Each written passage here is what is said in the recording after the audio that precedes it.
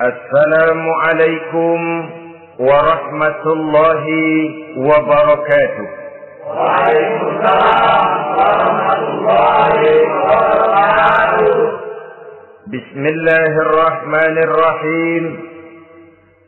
Alhamdulillahi rabbil alamin. Wal 'aqibatu lil muttaqin.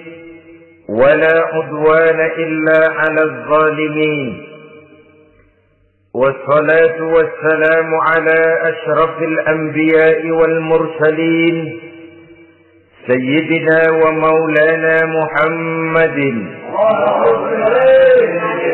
وعلى آله وأصحابه المجاهدين الطاهرين أما بعد. Saudara-saudara kaum muslimin rahimakumullah. Salah satu kelebihan makhluk bernama manusia, yaitu bahwa Allah Subhanahu wa ta'ala menghiasi hidup manusia ini dengan syahwat atau yang lazimnya kita sebut sebagai hawa nafsu.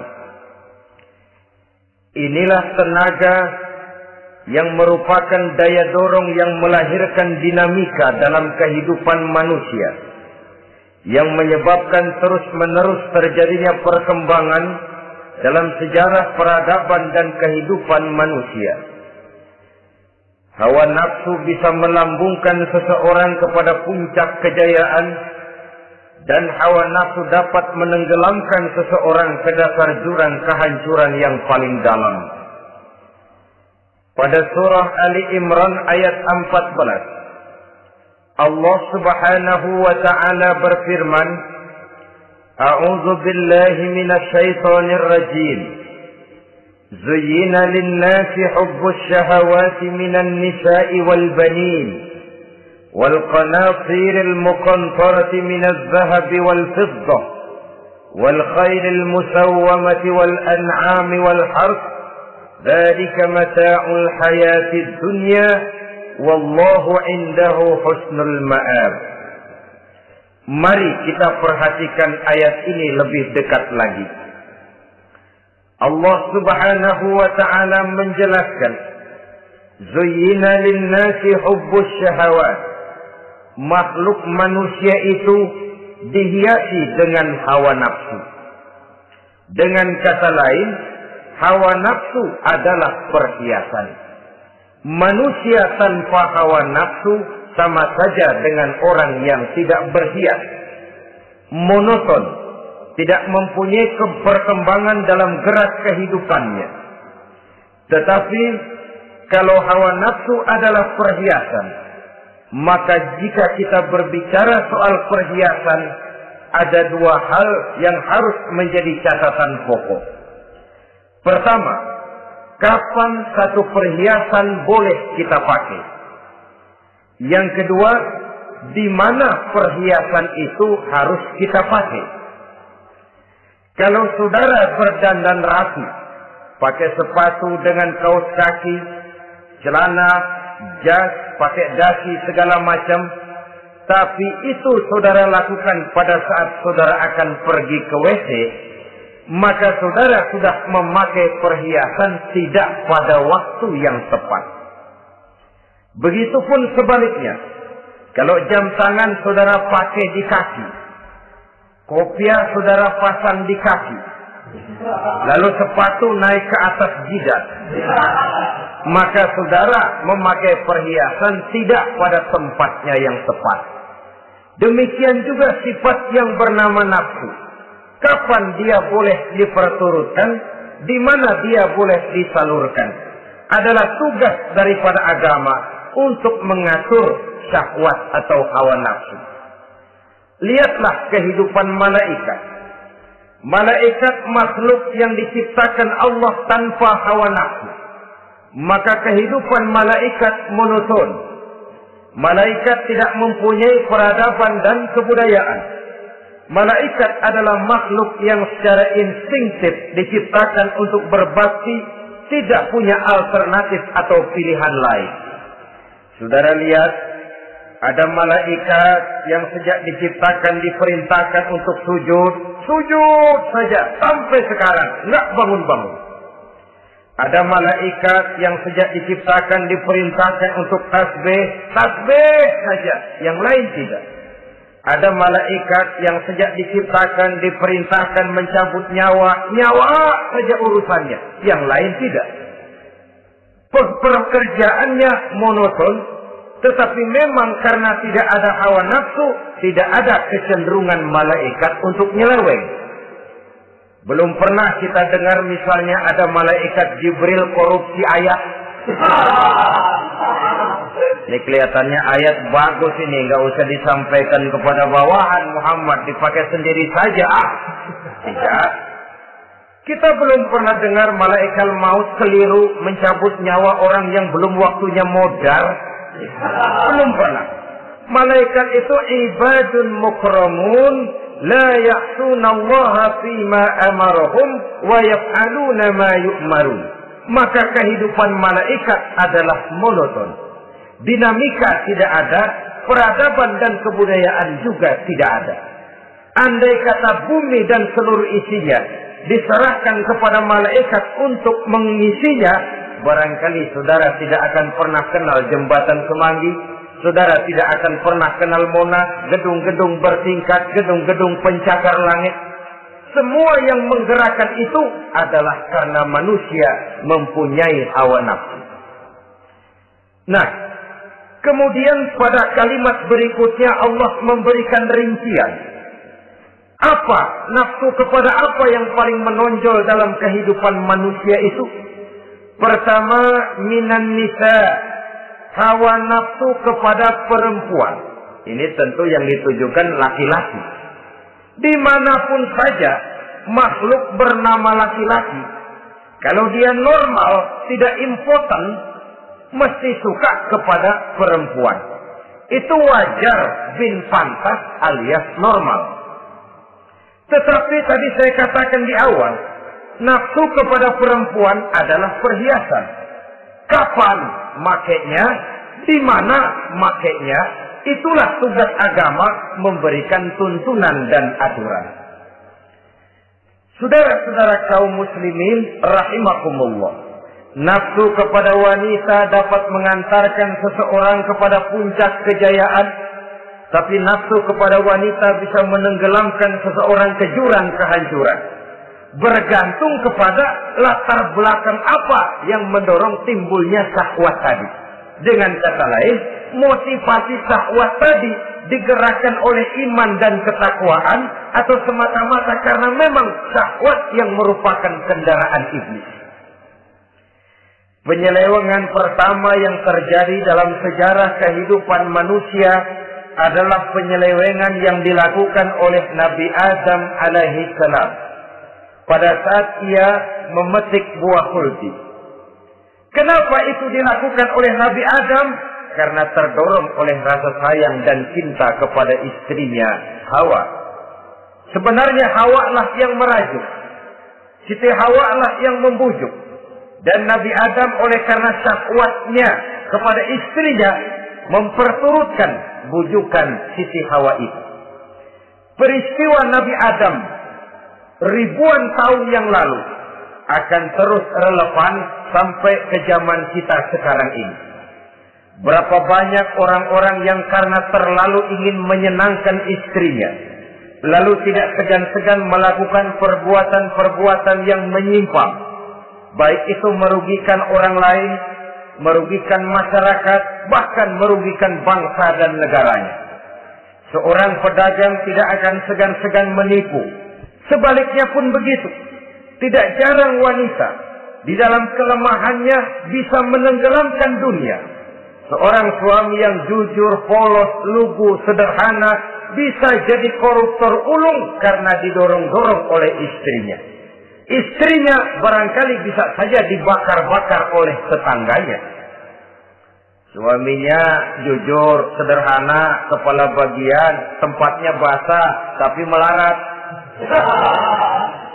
Istri rupanya tidak sabar melihat gaya hidup yang makin konsumtif, persaingan yang makin tajam, suaminya dikipas-kipasin. Kata istrinya, bang, tetangga sebelah kita lakinya pegawai kecil, bang, tapi gelangnya kayak pelek beca.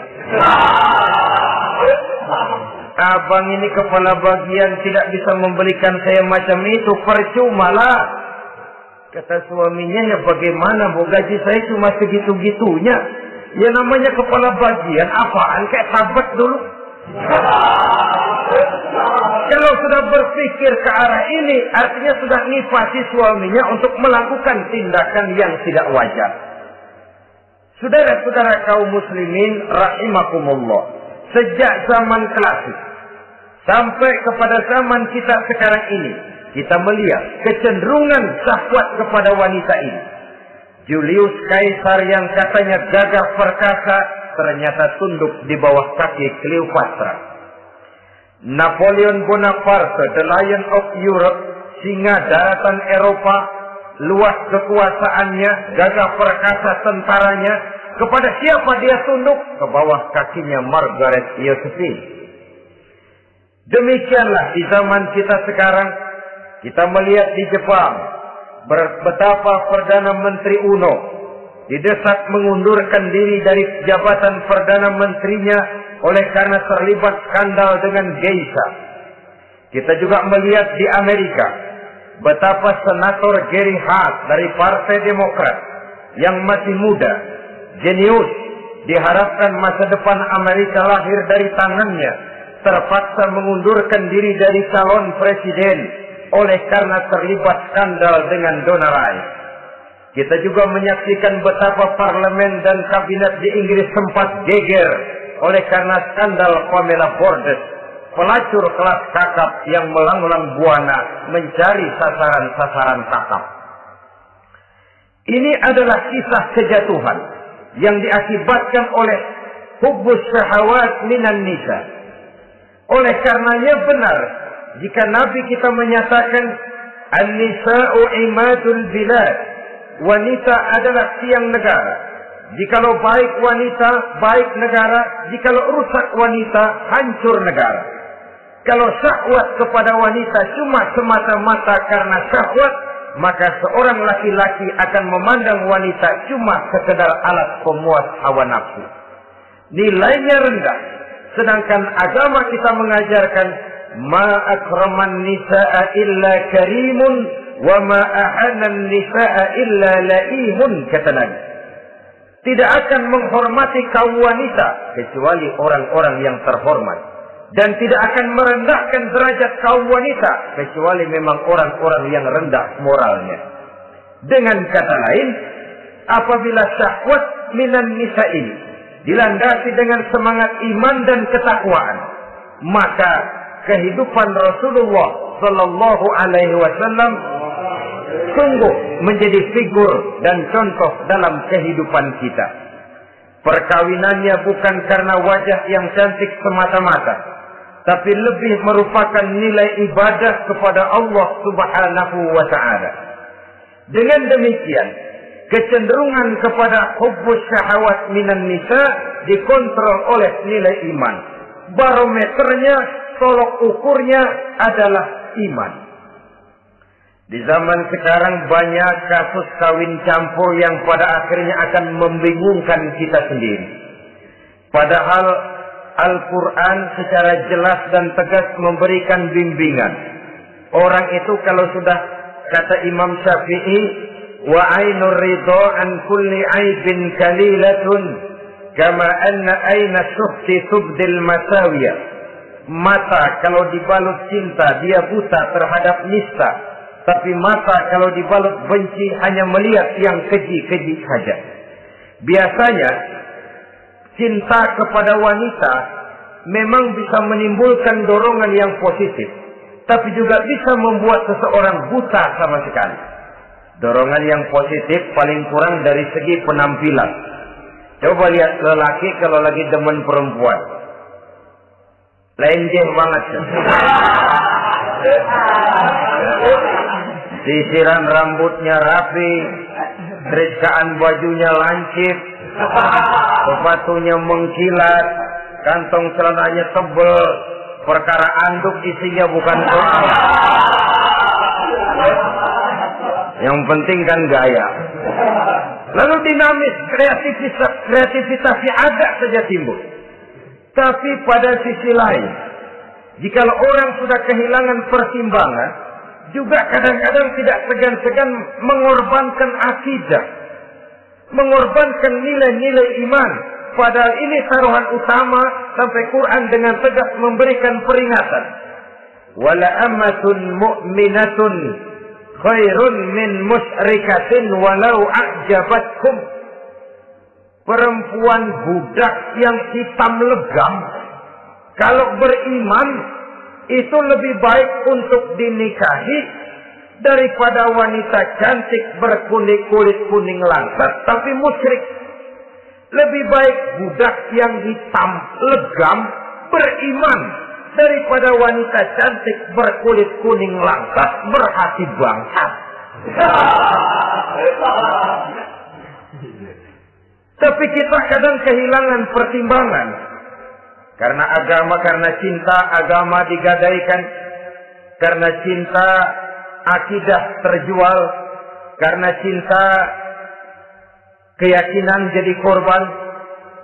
Ini semua penyakit yang datang dari hubbus syahawat minan nisa. Kecenderungan mengumbar nafsu kepada perempuan. Ini memang perhiasan, tapi bisa juga jadi bumerang dalam kehidupan manusia. Berapa banyak penyelewengan terjadi karena pengaruh wanita yang tidak bisa jadi bisa. Ini pengaruh di dalam kehidupan memang sedemikian besarnya. Sehingga saudara-saudara kaum muslimin, inilah yang perlu dikendalikan dalam kehidupan, kapan dan di mana.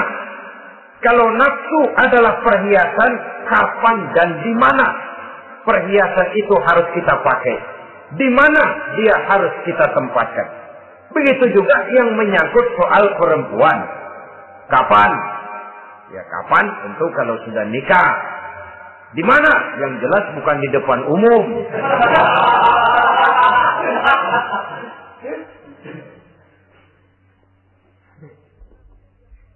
Ini nafsu yang pertama, minan nisa. Yang kedua, wal banin. Dihiasi juga manusia dengan kecintaan kepada banin. Makna banin di sini al-aulad, anak-anak laki. Kenapa disebut banin, anak-anak laki?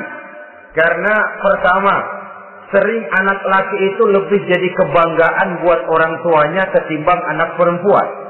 Sebabnya apa? Pertama, faktor nasab. Silsilah lebih kuat kepada laki-laki ketimbang perempuan.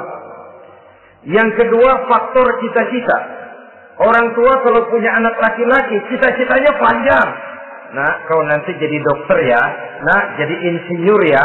Nah, jadi pilot ya. Nah, jadi pengusaha ya. Nah, jadi presiden ya.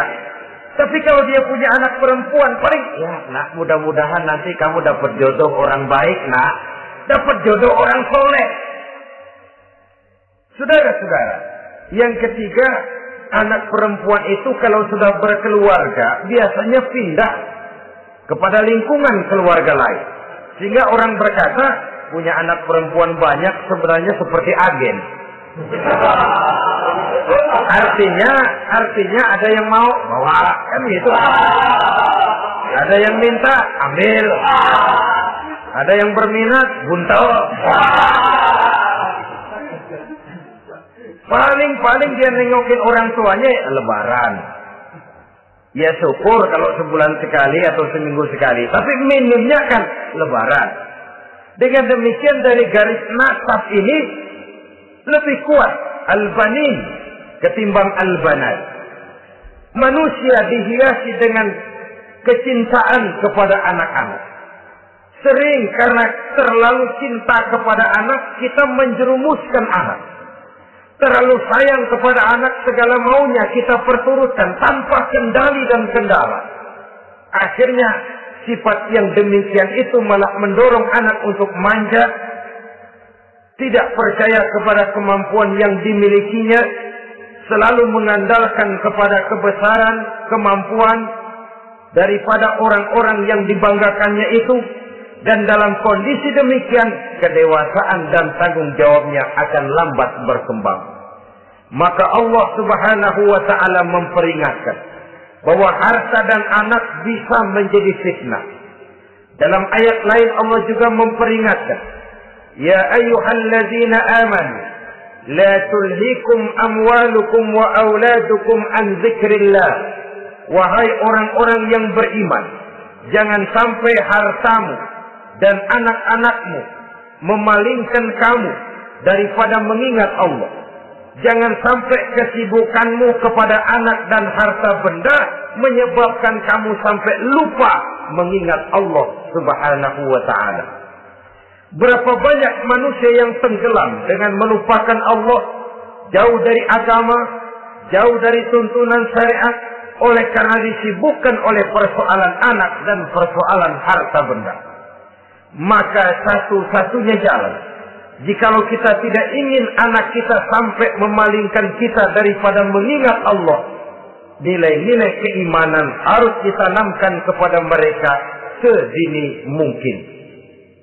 Dengan bekal ini, maka mereka, anak-anak kita, insya Allah tidak akan membuat kita orang-orang tua ini berpaling daripada mengingat Allah, berpaling daripada kehidupan beragama.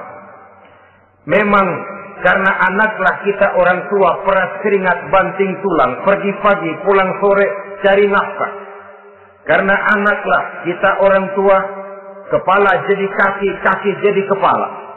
Asal mereka bisa menikmati hari depan yang lebih baik dari yang kita nikmati sekarang ini. Tapi berapa banyak juga orang-orang tua yang tidak sadar akan amanah berupa anak ini. Mereka lalai, mereka bersikap masa bodoh, padahal tidak akan ada yang tidak dipertanggungjawabkan di hadapan Allah Subhanahu wa ta'ala.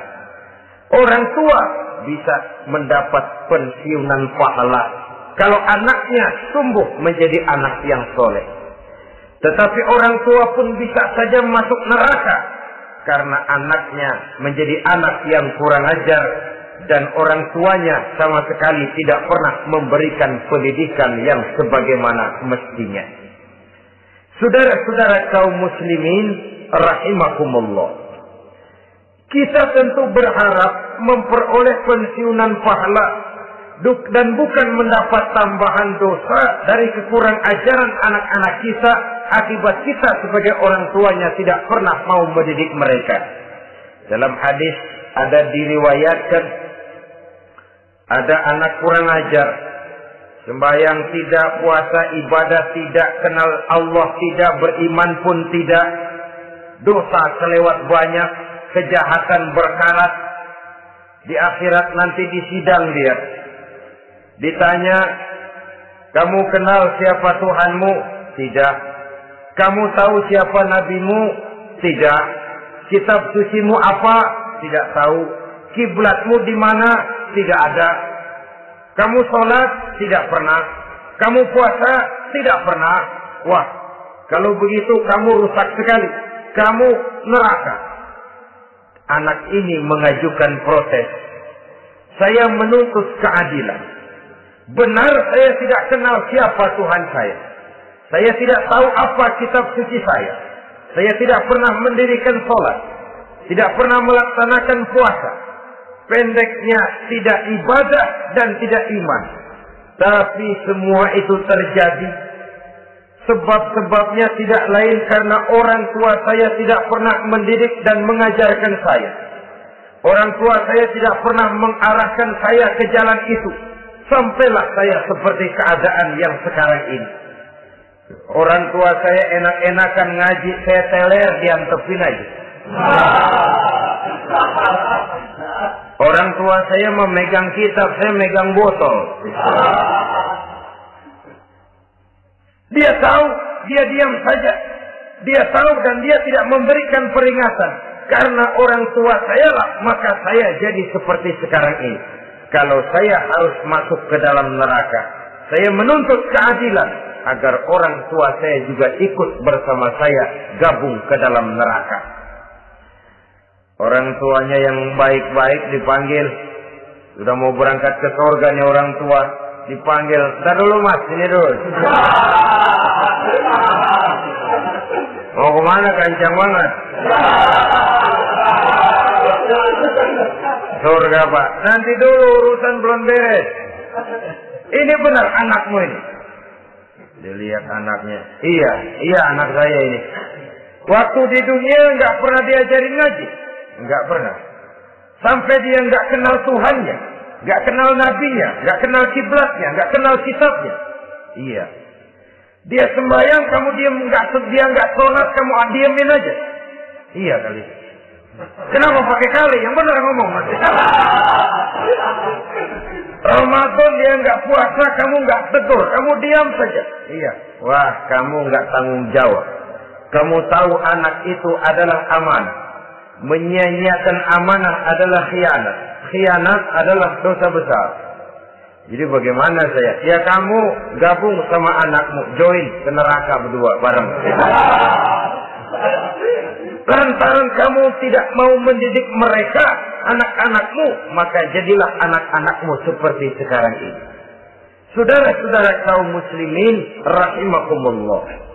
Sebaliknya, jikalau anak-anak kita yang kita cintai ini, yang merupakan buah hati belahan jantung, tumbuh dan berkembang menjadi anak-anak yang soleh, yang bermanfaat bagi masyarakatnya, bagi agama, bangsa dan negaranya, kita orang tuanya bolehlah tentram menerima pensiunan pahala. Menerima pensiunan pahala dari kesolehan anak yang ditinggalkannya. Alangkah nikmatnya mendapat pensiunan pahala. Terbaring kita di bawah pohon kemboja, nilai kebaikan kita dikenal orang, nama kita akan tetap hidup. Oleh karena kita meninggalkan anak-anak yang tumbuh menjadi generasi yang soleh, bukan anak yang salah. Oleh karenanya, kecintaan kepada anak jangan sampai membuat kita lalai dari mengarahkan mereka kepada kehidupan beragama. Di zaman sekarang ini, kecenderungan kita mengarahkan anak pun sudah kepada kecenderungan yang berbau materialistis. Maka yang ramai bagaimana anak bisa mengejar program MBA, Master of Business Administration, supaya keluar bisa jadi manajer. Bagaimana anak lalu kursus komputer, supaya keluar menjadi tenaga yang canggih di bidang komputer. Ya, kalau dia perempuan cantik, bagaimana dia bisa masuk Akademi Sekretaris and Management, supaya bisa jadi sekretaris. Atau bagaimana dia bisa masuk sekolah nyanyi, supaya nanti jadi penyanyi dengan tarik suara, uang lalu mengalir ke dalam kocek jutaan nilainya. Maka yang ramai pun hal-hal yang semacam itu. Dalam pada itu, pengajian, kursus-kursus keagamaan, study club yang membicarakan masalah-masalah agama, ramainya kadang-kadang kalau bulan Ramadan, dianggap training center. Ya lumayan, daripada tidak sama sekali mah lumayan. Tapi dengan demikian ini kan merupakan bagian terpokok dari kehidupan manusia. Alangkah idealnya jika dia mengantongi gelar MBA, Master of Business Administration, tapi punya nilai iman yang tangguh, ahli komputer, tapi punya keyakinan beragama yang mantap. Dan ini harus ditanamkan lebih dahulu sebelum dia menguasai disiplin ilmu yang lainnya. Saudara-saudara kaum muslimin rahimakumullah, kecintaan kepada anak-anak sering mendorong seseorang untuk menimbulkan sifat nepotisme. Segalanya serba garis keturunan. Sejak ia jalur birokrasi sampai ke dalam kehidupan sehari-hari, nepotisme ini bisa terlihat. Orang kehilangan kondisi objektivitasnya. Mampu atau tidak, soal lain. Bidangnya atau tidak, bukan soal. Yang penting masih ada hubungan keturunan. Maka timbullah tumpang tindih untuk sesuatu pekerjaan yang tidak sesuai dengan kemampuan dan keahliannya. Di desa-desa kita melihat masjid, ketua masjid bapaknya, bendahara anaknya, sekretaris mantunya, Bilal besannya, Polbeduk engkongnya. Pokoknya asal masih ada garis keturunan, masuk. Tidak, minggir. Ini pada akhirnya kurang menciptakan pemerataan kesempatan. Iyalah kalau profesinya, tapi kan jarang yang demikian itu. Kita boleh cinta kepada anak-anak kita, tapi jangan lalu mempergunakan posisi yang kebetulan kita gunakan untuk menempatkan anak-anak kita lebih dari kemampuan yang mereka miliki. Nepotisme yang lahir. Sehingga ini bukan saja tidak mendidik, tapi mengakibatkan terjadinya tumpang tindih. Tidak lagi berprinsip the right man on the right job, bahwa orang harus ditempatkan sesuai dengan keahliannya, tapi kita sudah berpikir subjektif. Ahli atau tidak ahli, asal masih berbau keturunan, ayo silakan. Nepotisme yang akan lahir. Oleh karenanya, mencintai anak adalah sesuatu yang merupakan perhiasan di dalam kehidupan. Wajar, tetapi harus kita menempatkannya sesuai dengan semestinya. Ini yang kedua. Yang ketiga, nafsu yang menghiasi hidup manusia itu adalah nafsu kepada wal qanatiril muqantarati minaz zahabi wal fiddah. Al-qantarah ay al-malul katsir. Kecintaan, kesenangan, nafsu kepada harta benda yang banyak daripada emas dan perak. Ini tentu sesuai dengan situasi dan kondisi. Kecintaan untuk mengumpulkan harta benda yang sebanyak-banyaknya. Baik itu berupa emas, baik itu berupa perak. Ini cuma penyebutan beberapa jenis dari kecenderungan manusia kepada harta benda. Bukankah sering dikatakan orang bahwa manusia di dalam berhadapan dengan harta itu seperti meminum air laut. Makin diminum, makin kering tenggorokan, makin haus kita dibuatnya. Apabila watak ini kita perturutkan, maka manusia tidak akan pernah kenal puas, tidak akan pernah kenal cukup. Nabi kita memberikan peringatan. Lau anna libni Adam wadiyani min zahabin labtagha lahu masalisan wa la yamla'u jawfa ibn Adam illa turab. Andai kata manusia mempunyai dua buah ladang yang seluruhnya berisi emas, akan puaskah manusia? Tidak. Mereka akan cari ladang emas yang ketiga. Wala yamla'u jawfa ibni Adam illa turab. Sungguh mulut manusia ini tidak akan pernah penuh terisi kecuali kalau sudah disumpal dengan tanah. Artinya kalau sudah dia dipendam di liang lahat baru cukup.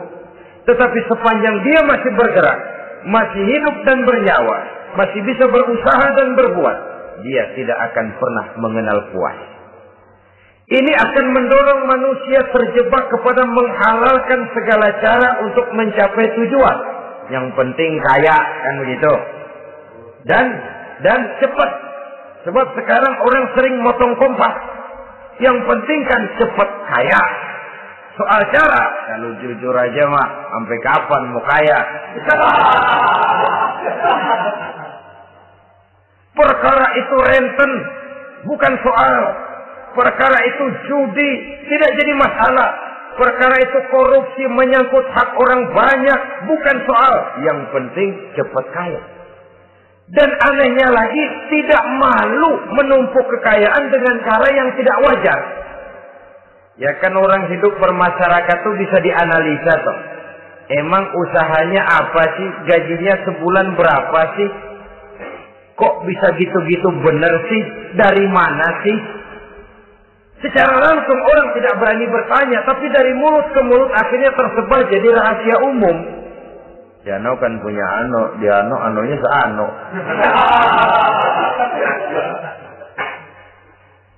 Ini bisa jadi bahan pertanyaan dalam kehidupan. Akhirnya jadi gunjingan. Orang sudah tidak terlalu peduli dari mana kekayaan itu diperoleh. Yang penting kaya. Dengan menghalalkan segala macam cara. Terjebaklah ke dalam cara-cara mafia. Terjebaklah ke dalam cara-cara yang tidak wajar, tidak bijaksana. Memperkuat klik, clean. Dengan menghantam yang lain. Saudara-saudara kaum muslimin rahimakumullah. Bahwa manusia punya nafsu ingin kaya, itu boleh. Boleh. Agama memberikan tuntunan. Memberikan aturan. Tidak hanya sekedar asal kaya. Tidak hanya sekedar asal banyak harta. Malahan hadis menyatakan, kalau saudara diberikan umur panjang, pertanyaan akhirat cuma satu kok. Umurmu kau habiskan di mana?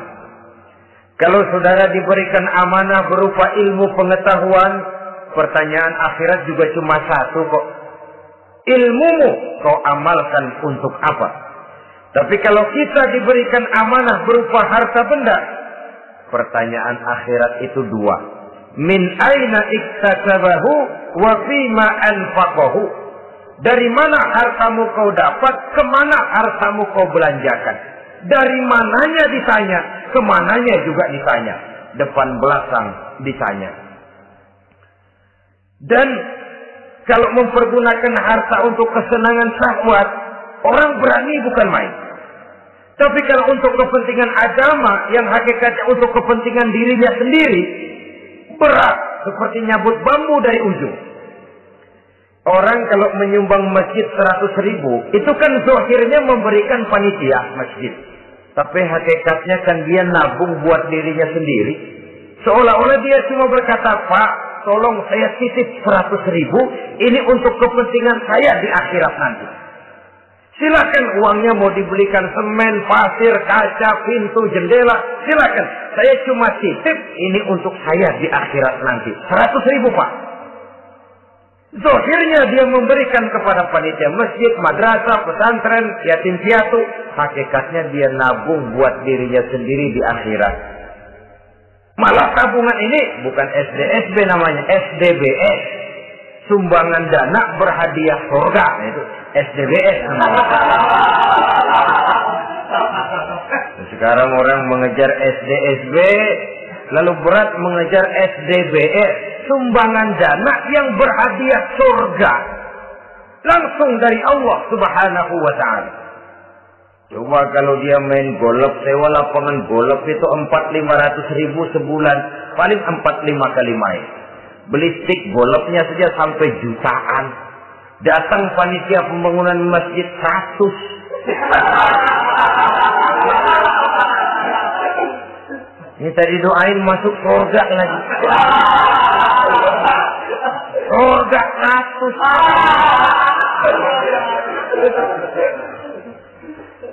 Saudara-saudara kaum muslimin rahimakumullah.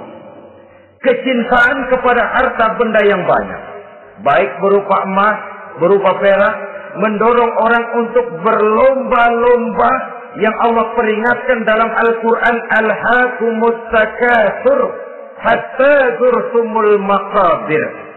Kamu telah lalai akibat kamu berlomba-lomba memperbanyak materi dunia. Hatta zurtumul maqabir, sampai kamu dekat masuk ke liang kubur, baru rupanya sadar bahwa perlombaan ini tidak akan pernah sampai ke garis finish.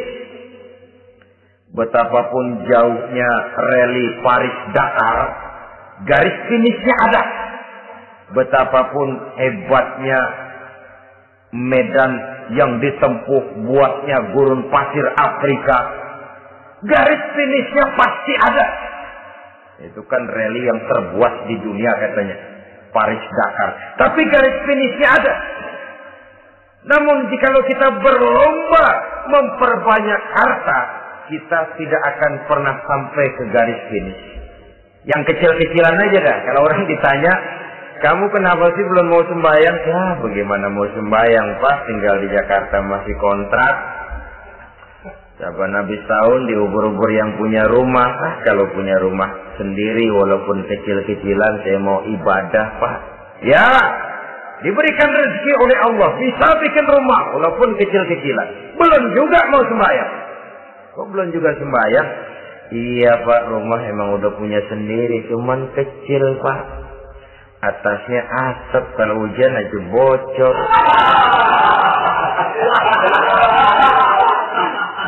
Kalau bisa bikin rumah yang permanen, Pak, tenang, saya ibadah, sembahyang saya rajin.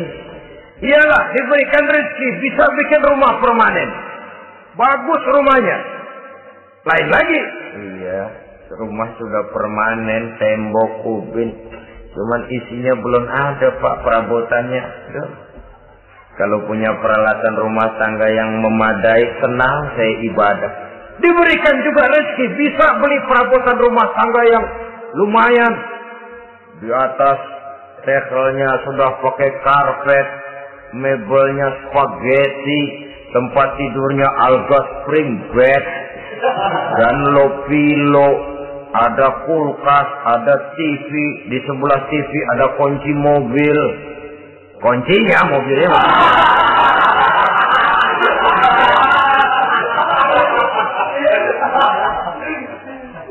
Bagaimana? Sekarang sudah cukup perabotan. Perabotan sudah ada, Pak, cuman kendaraan belum punya ini.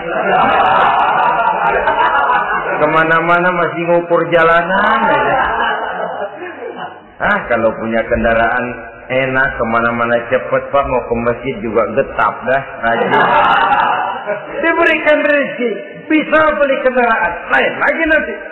Sudah punya sepeda, pengen punya motor, kepengen punya mobil, kepengen punya pesawat terbang, pengen punya kapal induk. Sudah punya kebun, pengen beli sawah, sudah punya sawah, pengen punya gunung, sudah punya gunung, laut diborong. Perlombaan materi tidak akan pernah membawa kita ke garis finish. Karena sifatnya sangat abstrak, bahkan akan mendorong kita seperti gurita. Cenderung kepada penyakit tamak bin rakus alias serakah. Dengan demikian, saudara-saudara, bahwa kecintaan kepada harta merupakan nafsu, dan nafsu itu adalah perhiasan, dia bisa menjadi daya dorong positif. Kalau dalam upaya memperoleh harta itu kita tidak akan keluar dari tujuan keridhaan Allah. Saya cari nafkah, tapi yang Allah ridho. Saya ingin kaya, tapi dengan cara yang Allah ridho. Ini kunci yang akan menyelamatkan kita manusia dari perangkap menghalalkan segala cara. Ini yang ketiga. Yang keempat, dihiasi manusia itu dengan nafsu kepada wal khailil musawwamah. Kuda yang bagus, kendaraan yang bagus, kuda yang terpelihara. Al-musawwamah ada yang mentafsirkan ar-ra'iyah. Ar-ra'iyah itu yang digembalai. Binatang ternak, kuda yang digembalai atau kuda yang diikat. Artinya, kalau dulu kan yang namanya tuan-tuan tanah itu baru dibilang bejeger kalau kemana-mana naik kuda. Jet set zaman dulu itu. Sudah kelompok jet set itu kendaraan. Kalau sekarang baby benda. Dulu mah kuda band.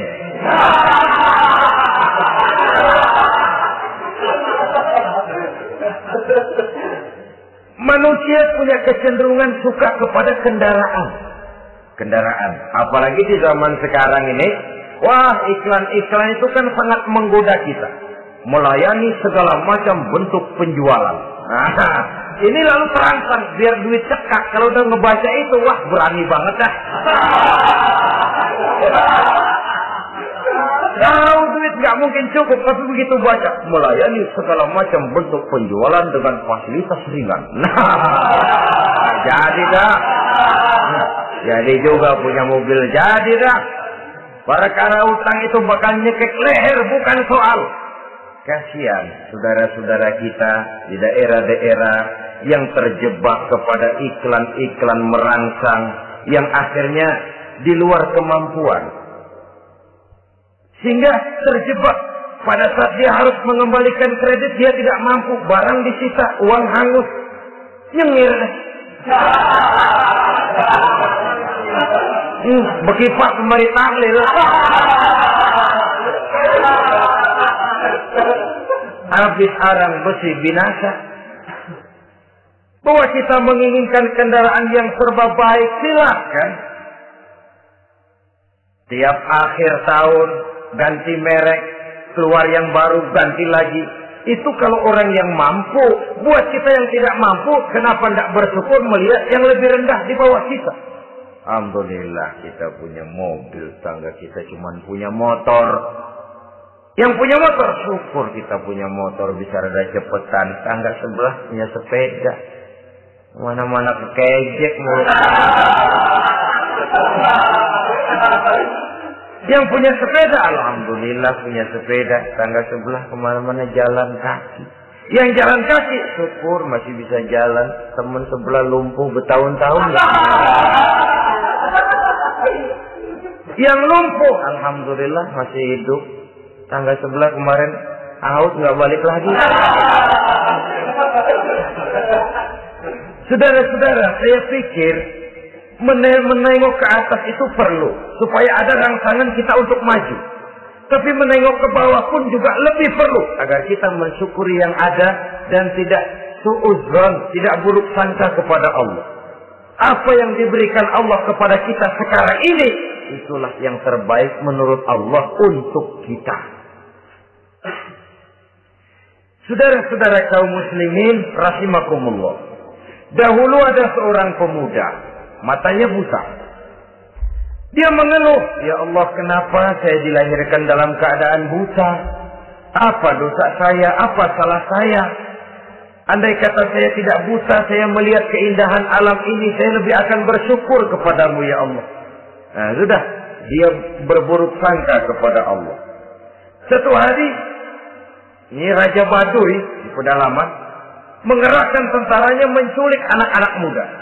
Ini Raja Baduy ini kanibal, artinya suka makan daging manusia. Anak-anak muda ini diculik. Yang masih muda-muda ya, kalau kambing muda itu kan di sop rada sedap. Rupanya ini Raja kanibal ini begitu. Anak-anak muda termasuk pemuda yang buta tadi itu kena culik. Ya, sudah diculik,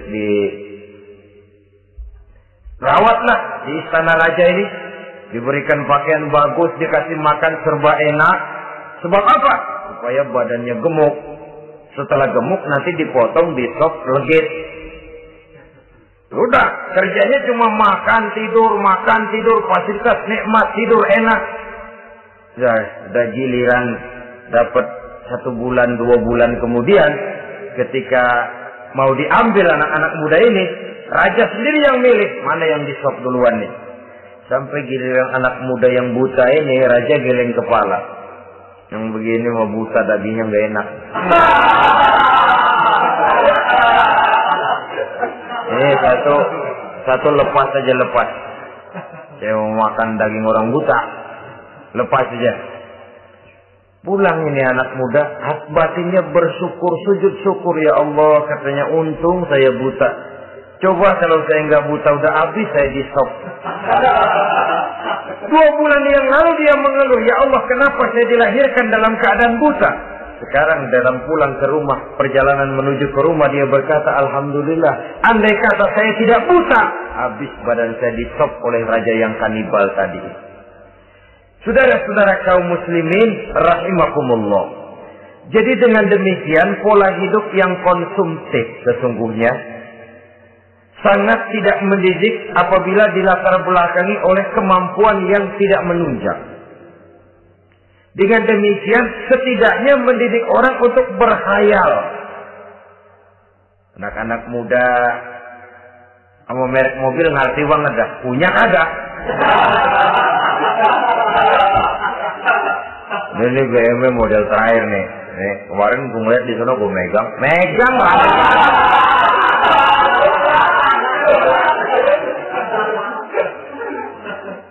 Tulul amal ini kalau tidak diimbangi dengan saluran yang positif, dia akan terjebak kepada penyakit tulul amal, panjang angan-angan. Baiklah ya, wal khailil musawwamah. Yang keempat, yang kelima maksud saya, wal an'am, cinta kepada binatang ternak. Manusia ini kan punya kecenderungan macam-macam. Setelah rumahnya bagus, hartanya banyak, kendaraannya cukup, ingin beternak. Jadilah peternak. Ini kecenderungan manusia, wajar saja sepanjang didapat dan dilakukan dengan cara-cara yang wajar. Wal harth, dan tumbuh-tumbuhan, bertani, bersawah, berladang, itu merupakan kecenderungan daripada manusia. Keseluruhan itu kata Allah, kecintaan kepada wanita, kepada anak, kepada harta benda, kepada kendaraan, kepada binatang ternak, kepada tumbuh-tumbuhan, zalika, semua itu mata'ul hayatid dunya, merupakan kesenangan hidup dunia. Berapa lama kesenangan hidup dunia? Sebentar, seumur manusia. Seumur manusia. Bahkan kadang-kadang pada saat dia masih hidup pun orang tidak sepenuhnya sempat menikmati kesenangan hidup dunia. Apabila ajal datang, selesailah kehidupan dunia sampai di situ. Orang-orang kafir, buat mereka surganya di dunia ini. Bila kehidupan di dunia selesai, selesailah sudah surganya sampai di situ. Kesemua itu, kata Allah, merupakan kesenangan daripada kehidupan di dunia. Wallahu indahu husnul ma'ab, dan Allah mempunyai tempat kembali yang sangat baik. Nah, setelah Allah menjelaskan semua itu, pada ayat yang ke-15 Allah memberikan jalan keluarnya. Memperturutkan nafsu kepada wanita, anak-anak, harta benda, kendaraan, binatang ternak. Bijaksanakah itu? Dalam ayat ke-15 surah Ali Imran ini, Allah memberikan penjelasan tuntas. Qul a'unabbi'ukum bi khairin min zalikum. Katakan kepada mereka Muhammad, maukah kamu aku beri kabar yang lebih baik dari semua itu? Lebih baik daripada kesenanganmu kepada wanita, kepada anak-anak, kepada harta benda, kepada kendaraan dan sebagainya. Mau kamu aku beritahu yang lebih baik daripada semua itu? Jawaban tentu mau. Kalimatnya bukan ukhbirukum, a'unabbi'ukum. An-naba itu berita yang besar. Lain dengan al-khabar, itu berita biasa saja. An-naba, sehingga pembawa berita disebut nabi. Dari naba yang bi, pembawa berita yang benar. A'unabbi'ukum, maukah aku tunjukkan kepada satu berita yang benar-benar besar dan benar-benar lebih baik dari yang semua disebutkan tadi. Apa jalan keluarnya? Lillazina taqaw 'inda rabbihim jannatun tajri min tahtiha al-anhar. Bagi orang-orang yang bertakwa kepada Allah, mereka akan mendapatkan surga yang di bawahnya mengalir sungai. Khalidina fiha, mereka akan kekal di dalamnya. Wa azwajun mutahharah, dan mereka mendapat istri-istri yang suci. Waridwanum minallah, dan keridhaan daripada Allah subhanahu wa ta'ala. Kalau kamu hai orang-orang yang beriman, kalau kamu hai manusia menyangka bahwa nafsu kepada wanita, anak-anak, mengumpulkan harta benda, kendaraan yang menarik, binatang ternak dan tumbuh-tumbuhan itulah yang lebih baik untuk kesenangan dunia, memang itu kesenangan dunia. Tapi nih, seolah-olah kata Allah, nih, saya kasih tahu kamu, aku beritahu yang lebih baik dari semua itu. Apa? Takwa kepada Allah. Kecintaan kepada wanita. Kalau takwa dasarnya, orang nggak amburadul, nggak semrawut, nggak pokoknya gue masalah perempuan dan mbak terus. Tapi punya kaidah, punya norma. Demikian juga kepada anak-anaknya. Demikian juga kepada harta benda. Pokoknya asal harta, mau halal, mau haram, tekuk terus deh. Semuanya dilandasi oleh taqaw, lillazina taqaw, oleh ketakwaan kepada Allah. Nah, ketakwaan ini akan menghasilkan apa? Inda rabbihim jannatun tajri min tahtihal anhar. Menghasilkan surga yang di bawahnya mengalir sungai-sungai. Saudara-saudara kaum muslimin rahimakumullah. Jika kita menyangka bahwa wanita bisa memberikan kesenangan, iya, kesenangan dunia. Jika kita menyangka bahwa harta benda bisa memberikan kesenangan, iya, kesenangan dunia. Jika kita menyangka bahwa kendaraan bisa memberikan kesenangan, iya, kesenangan dunia. Tapi kita tidak cuma ingin itu, kita ingin itu semua juga bisa membawa kesenangan akhirat. Caranya landasi dengan takwa. Kesenangan kepada wanita didasari dengan takwa. Maka jangan jadikan wanita cuma sekedar alat pemuas hawa nafsu. Kesenangan kepada anak-anak dilandasi dengan takwa. Maka anak-anak diarahkan kepada jalan yang diridhoi Allah. Kesenangan kepada kendaraan dilandasi dengan takwa. Maka kendaraannya selalu mengarah berjalan menuju jalan takwa, diridhoi oleh Allah Subhanahu wa taala. Kalau tidak, itu mobil selempengan Ancol gancang banget ya. Tapi giliran dihadapin ke masjid, mogok melulu. Urusan ngaji ada aja halangannya tuh kendaraan. Tapi kalau untuk urusan maksiat, ngebut benar-benar. Dilandasi dengan ketakwaan. Sehingga dengan demikian, tidak hanya sekedar surga di dunia ini, tapi lebih-lebih di surga di akhirat nanti. Khalidina fiha, kekal. Kalau dunia ini kan zillun zail, bayangan. Hari ini kita jaya, besok kita bangkrut. Siapa yang mau menghalangi? Hari ini kita melambung, besok kita nyungsep. Siapa yang bisa menarik? Tidak kekal, berubah, temporer, relatif. Di sana kebahagiaan yang dilandasi dengan takwa ini sudah surga, kekal di dalamnya, azwajun mutahharah. Dapat istri-istri yang suci. Suci dalam arti belum pernah dijamah orang lain. Suci dalam arti tidak pernah terkena halangan. Seperti men misalnya. Baik menstruasi atau mencret, itu tidak.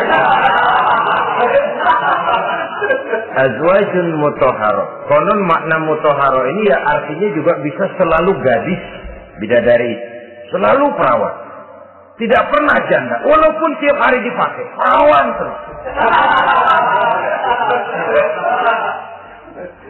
Dan yang lebih penting, waridwanum minallah, mendapat ridho dari Allah Subhanahu wa taala. Jadi hawa nafsu dengan motivasi takwa, itulah sesungguhnya yang dikehendaki oleh Ali Imran ayat 14 dan 15. Dengan demikian, manusia dengan ketakwaannya mengendalikan hawa nafsu dan bukan malah dikendalikan oleh hawa nafsunya. Sehingga dengan demikian seluruh fasilitas yang dimilikinya, baik itu berupa istri, anak, kendaraan, binatang ternak, harta benda, tanam-tanaman, seluruhnya semakin meningkatkan ketakwaannya kepada Allah Subhanahu wa taala. Mudah-mudahan kita bisa mencapai tingkat ini di mana kita hidup mampu dan sanggup mengendalikan nafsu, bukan malah dikendalikan oleh hawa nafsu. Terima kasih dan mohon maaf. Wassalamualaikum warahmatullahi wabarakatuh. Waalaikumsalam warahmatullahi wabarakatuh.